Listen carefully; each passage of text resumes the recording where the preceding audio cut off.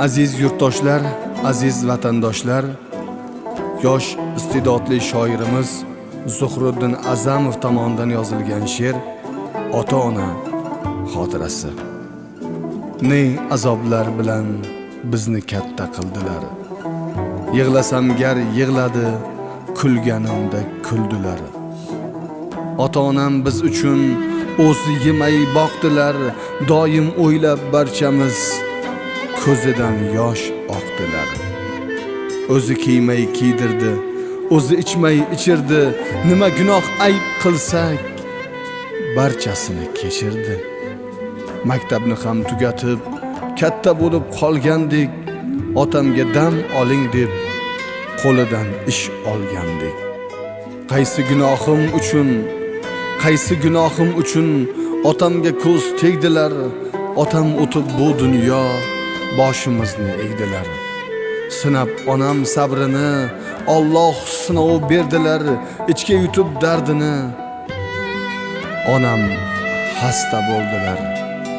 Oradan o'tib oylar, onam qazo qildilar, bu sinovli dunyo ham bag'rimizni tildilar.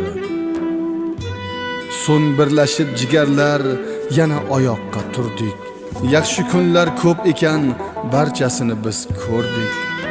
Aka, opa, yangalar berishdi menga yordam, Allohimga ming shukr, yuribman tetik bardam. Mana qurdim men oila, bir o'g'il va qizim bor.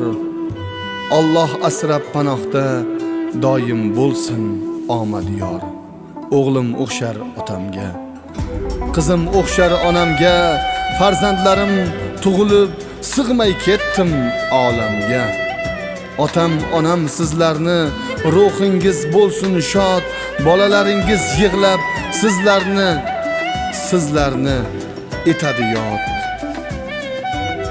Sizlarni men sog'indim, ko'zimga yosh olaman, o'sha kichik o'g'lingiz men Zuhriddin bo'laman.